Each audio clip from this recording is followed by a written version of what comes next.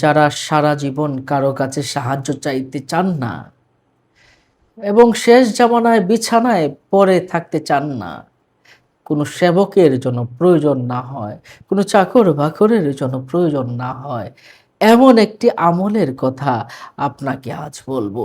ফরজ নামাজের পরে আপনি এই আমলটা করবেন, আপনি ধনীর আগে জান্নাতে যেতে পারবেন এবং আপনি সমুদ্রের ফেনা পরিমাণ আপনার যদি গুনাহ থেকে থাকে, আল্লাহ সুবহানাহু ওয়া তাআলা এই দোয়ার বদৌলতে আল্লাহ পাক আপনাকে ক্ষমা করে দিবেন এবং আপনি সোজা জান্নাতের দিকে চলে যেতে পারবেন।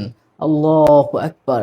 একদম সহজ এই দোয়াগুলো, এই আমলগুলো খুব সহজ। এর চেয়ে সহজ কোনো আমল হতে পারে না। কিন্তু আপনাকে পড়ার মতো পড়তে হবে, অর্থ বুঝে মনে করতে হবে আল্লাহ পাক রব্বুল আলামিন যেন, আল্লাহ পাক রব্বুল আলামিনের সামনে বসে বসে কায়মনোবাক্যে আপনি যেন এই দোহাগুলো পড়ছেন, এই বাক্যগুলো মুখের মাঝে পড়ছেন। এই বাক্যগুলো পড়লে আপনার এই বাক্যগুলো পড়লে আপনার উচ্চারণে সহজ, কিন্তু সওয়াবের পাল্লায় অনেক, অনেক বেশি ভারী হয়ে যাবে। একজন সাহাবী প্রশ্ন করলেন, ইয়া রাসূলাল্লাহ, আমি তো মাত্র মুসলমান হয়েছি। আমি কোরআন তেলাওয়াত করতে পারি না।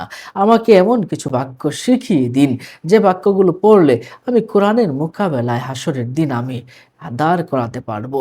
তখন রাসূল করিম সাল্লাল্লাহু আলাইহি ওয়াসাল্লাম এই বাক্যগুলো তিনি শিক্ষা দিয়েছিলেন। আল্লাহু আকবার কাবীরা ওয়াসাব্বিহুহু বুকরাতা ওয়া আসিলা। সম্মানিত দর্শক ও শ্রোতা, এজন্য আসুন ফরজ নামাজের পরে এই দোয়াগুলো আমরা পড়ব।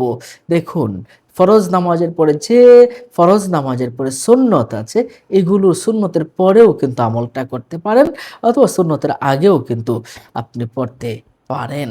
সম্মানিত দর্শক ও শ্রোতা, আপনি যদি ফরজ নামাজের পরে সুবহানাল্লাহ, সুবহানাল্লাহ, সুবহানাল্লাহ, সুবহানাল্লাহ, আপনি যদি ৩৩ বার পড়েন, আপনি পড়তেছেন সুবহানাল্লাহ, তো তুমি পবিত্র। আমার আল্লাহ পাক রব্বুল আলামিন বললেন, আমি তো পবিত্র, তুমি বললেও পবিত্র, না বললেও আমি পবিত্র। তুমি বেশি বললেও আমি পবিত্র, কম বললেও পবিত্র।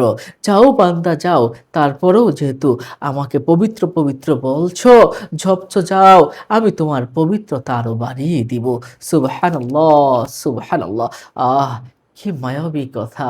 আল্লাহ পাক তার বান্দার সাথে বলে যখন সুবহানাল্লাহ, সুবহানাল্লাহ, সুবহানাল্লাহ বলে, আর যখন কেউ আলহামদুলিল্লাহ বলে, আলহামদুলিল্লাহ মানে হলো সমস্ত প্রশংসা তোমার।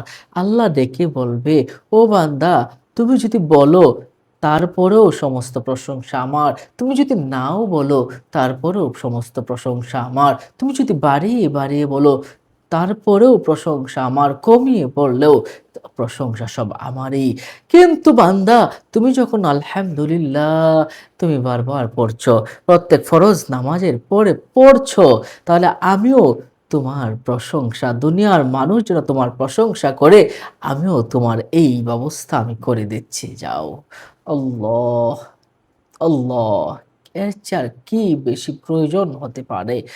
সুবহানাল্লাহ ৩৩ বার, আলহামদুলিল্লাহ ৩৩ বার, আর পড়বেন আল্লাহু আকবার, আল্লাহু আকবার, আল্লাহু আকবার। আল্লাহ সবচেয়ে বড়। আমার আল্লাহ ডেকে বলবেন, ও বান্দা, তুমি আমাকে বড় বলেছো, আমি নিশ্চয়ই বড়। তুমি বললেও বড়, না বললেও বড়। তুমি আমাকে বড় বানিয়েছো, আমিও পৃথিবীতে দুজাহানে তোমাকে বড় বানিয়ে দিব।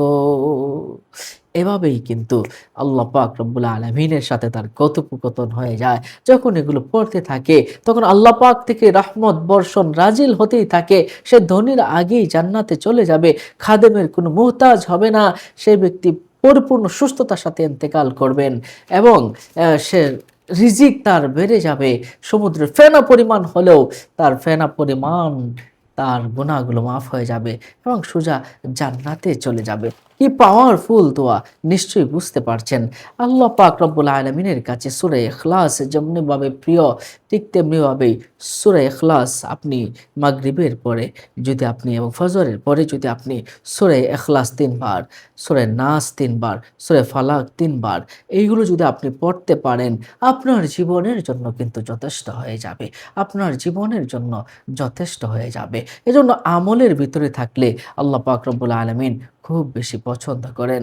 আমলের ভিতরে থাকলে আল্লাহ পাক রব্বুল আলামিন আপনাকেও অনেক সুন্দর জিন্দেগি দান করবেন।